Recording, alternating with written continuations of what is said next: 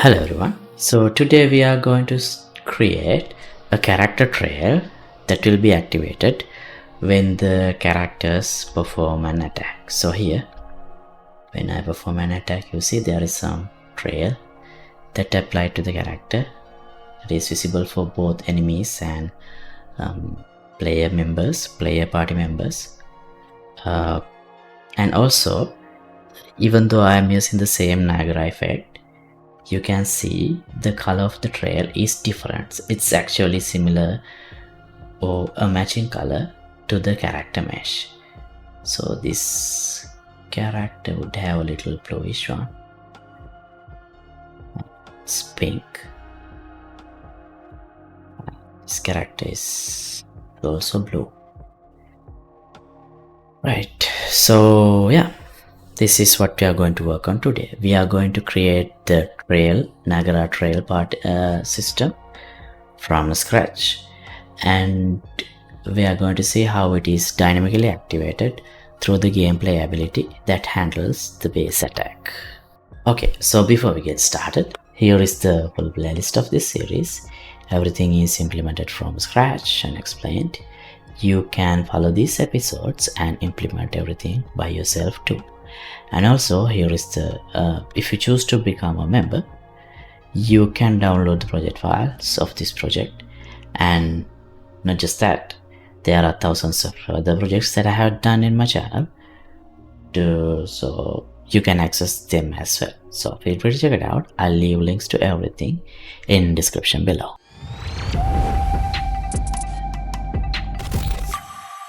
Okay, so this is what we have at the moment. Right now we don't have any VFX added to the project, so I'm going to spend some time adding some VFX, not a lot, and some subtle. So the first thing I want to do is a subtle trail for these characters, right, when they move.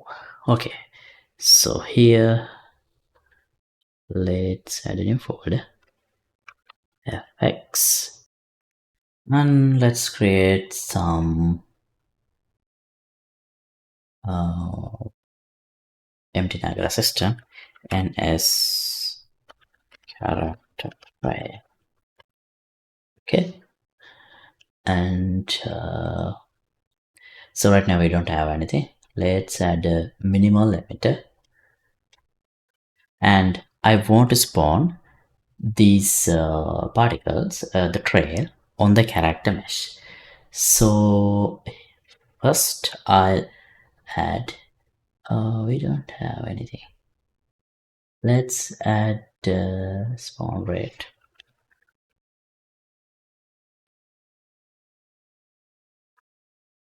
Hey, where is it?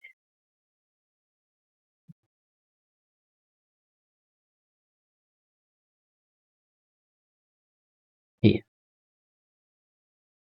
Yeah, maybe let's just add some, and I want to spawn these across the mesh of the character.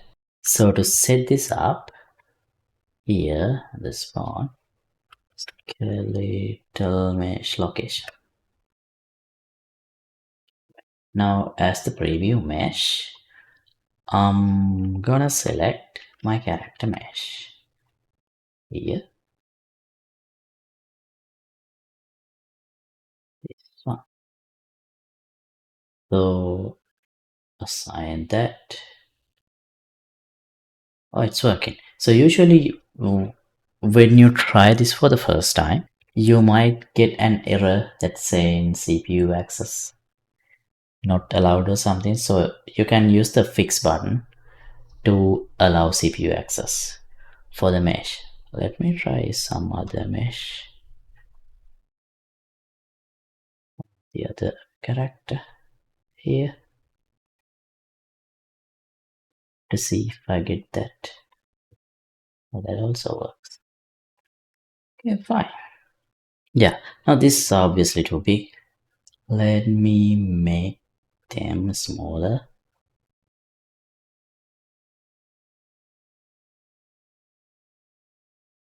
maybe one. Yeah, this is better. One of the color doesn't matter. And I want to make these particles stick to the skin. Oh, hold on. What am I sampling? Not the bones. I want to spawn on vertices. Oh, now I got the error.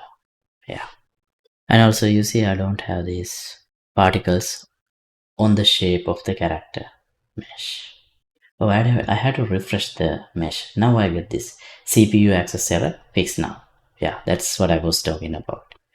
Compile. See, now I again got these particles spawned on the shape of the character. It's not clear. So if you increase the particle count, you see they are spawning in the shape. Okay. Now since I'm planning to use this on all of my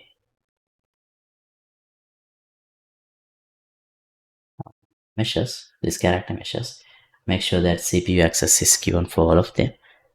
Alright, now if I apply this NS character trail to my character, let's go here and let me select this here so it will be automatically applied. Now select the mesh and under that add a Niagara particle system component NS character trail. Okay, now here, see, now you already start seeing the particles. That this is not the way we want to have it, but they are there. And for this character, I don't see them. Only in the foots tab, only in the root. So I guess this mesh does not have the access.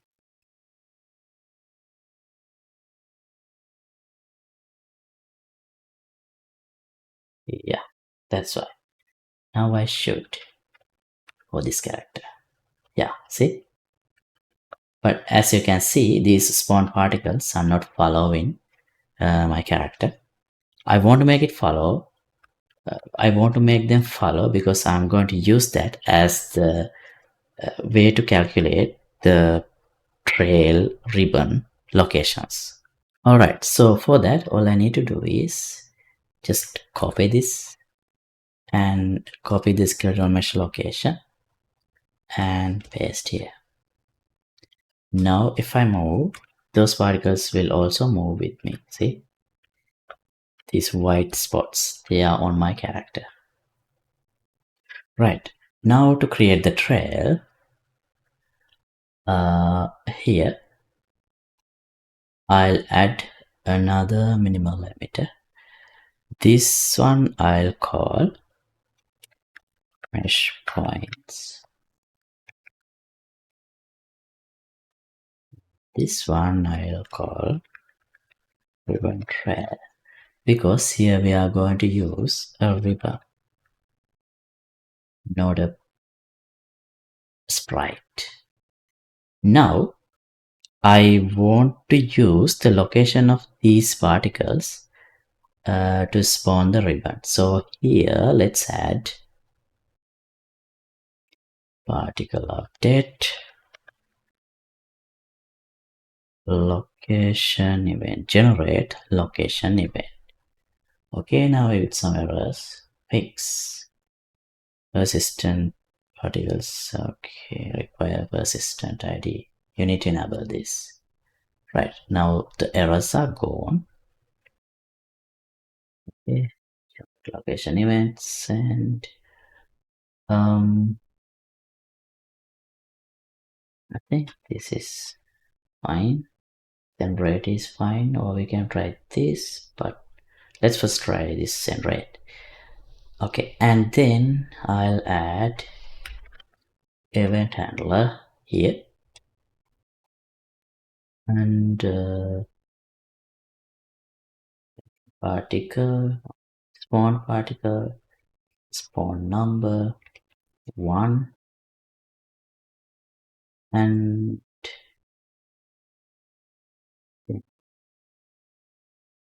location receive location event. Yeah. Oh, here we need to select the location event from mesh points. Now let's see if we get that. Yeah, see, now we have trails on my character, which is too much. This is not the way I want it, of course, but we have the trails now.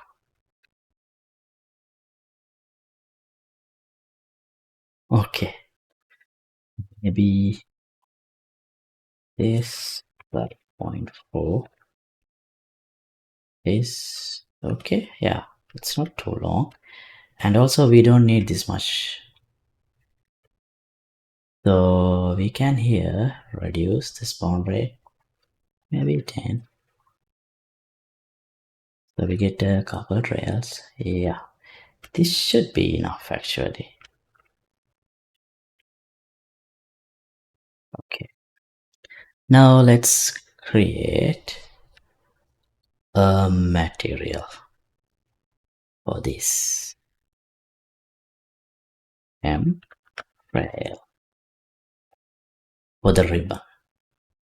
I'll change this to additive, and no, not a very complicated one, just a simple material.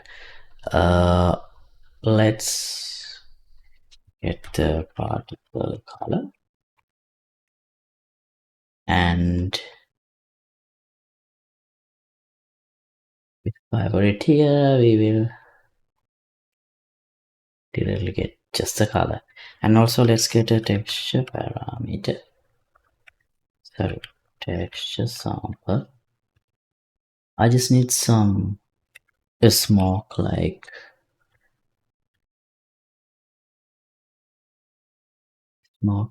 texture.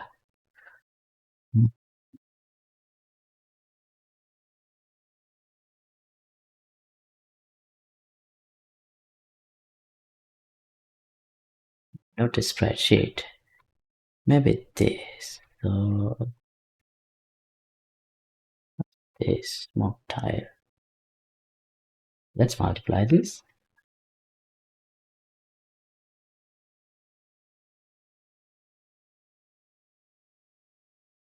Okay. And let's add the banner here so we can give some movement to this.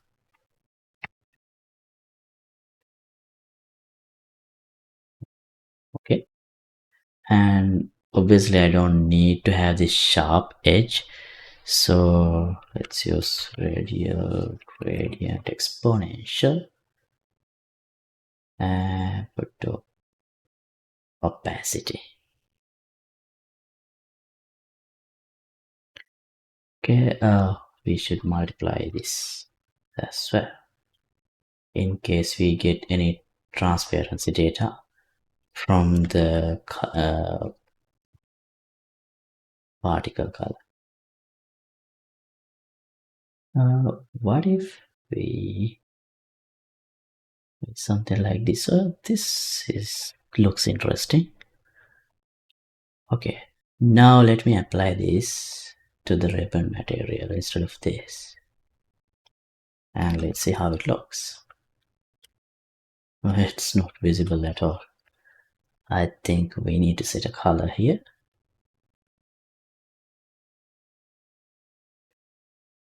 Okay, let's try white. It's barely visible. See? I do have the trail, but it's barely visible.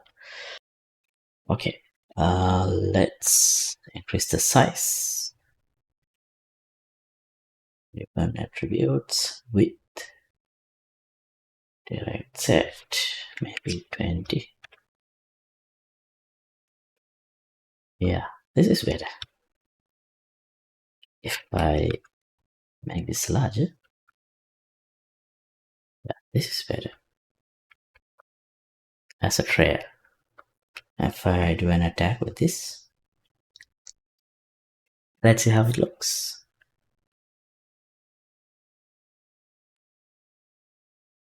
Okay, so it's alright as long as we don't see the trail all the time.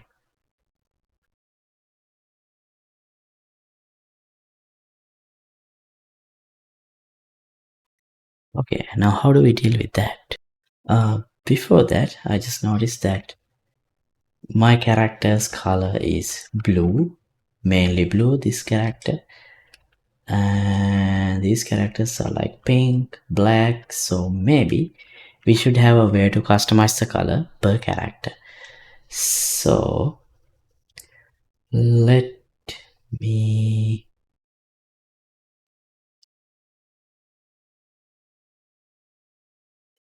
yeah, from user parameter color. Okay, so I can change this now from here. The event graph in the begin play.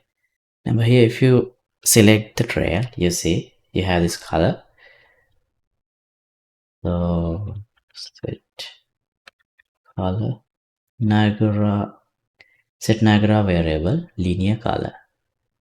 Right now, let me promote this to a variable character trail color, and I'll make it instance editable. As the default value, I'll put white and not transparent.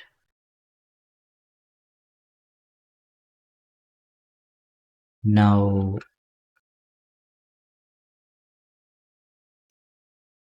this character is blue, so I'll make the trails but bluish like this. Can I make it emissive? I don't think it would work because I didn't connect the emission here. What if I do?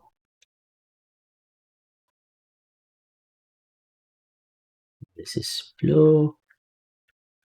Let's see. Oh, it's still white here.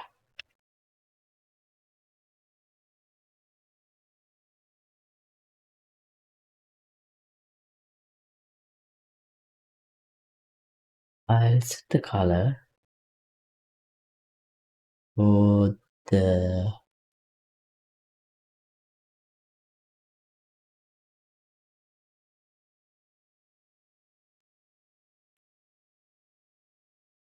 points as well.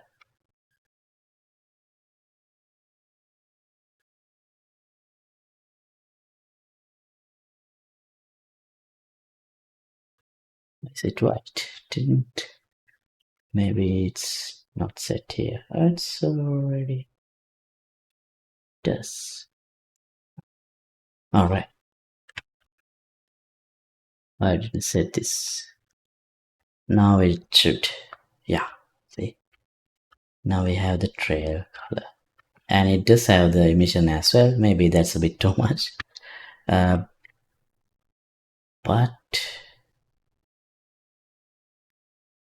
right. Now we can change the color.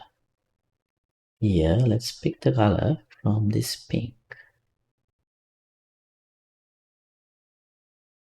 And for this character,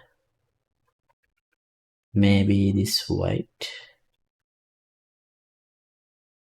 skin color.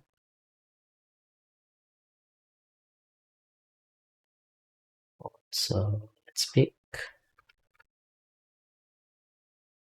the character, the pink.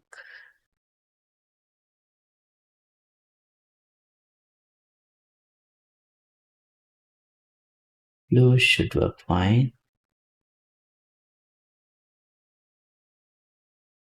And this character might need white.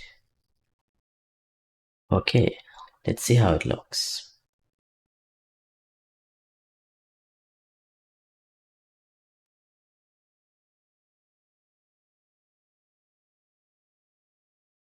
Alright. So we have different colored trails now. And of course, we don't need to see them all the time. Why is it not?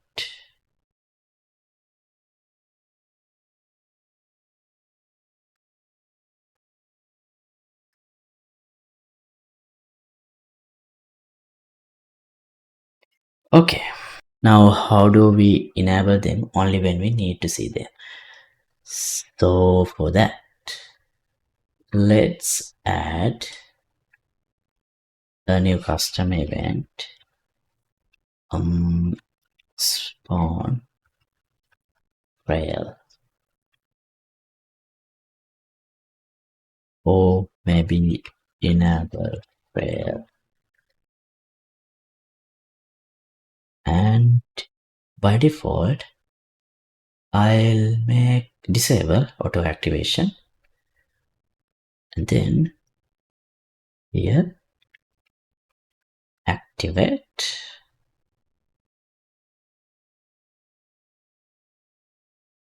and have a delay. Let's add the retriggerable delay in case I want to.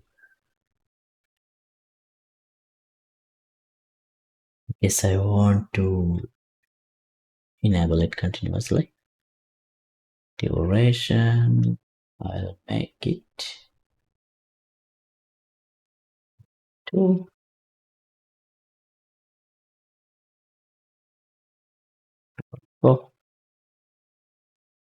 And then deactivate. Now let's go to our gameplay ability, the base attack ability, and here this is where the movement happens. Here on the attacker, enable trail, let's call it. Here we can change the duration. Now we don't have the trail, but I should see a trail as I perform an attack. Let's see.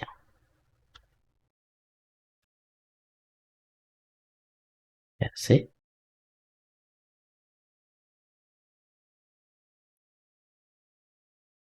I had a trail when I do the attack. But maybe it's not enough. So here I increased the spawn rate of this particle to 40 and this duration to 1 second. Now it looks enough, I think. Right, let's see how it looks.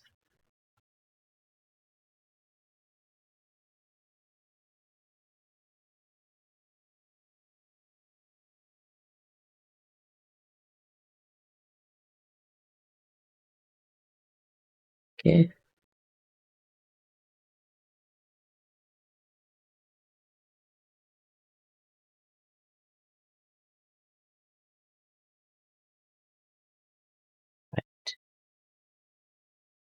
Oh, one more thing I forgot about.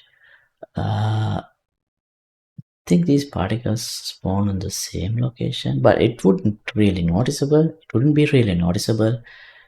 because we have many particles. So, but if that matters, you can have a random seed. So if you want to break a pattern, if you're starting to see a pattern, but I don't really think that we see a pattern here, but the traders may not look the same. I mean, since we have a lot of trails, it wouldn't matter. It would start to look the same. But yeah, so that's all I want to cover in this episode. So thanks for watching. As always, updated project files will be available for download here in the Patreon page. Link would be in the description below. And let me know if you have any questions in the comments. See you in the next episode. Goodbye.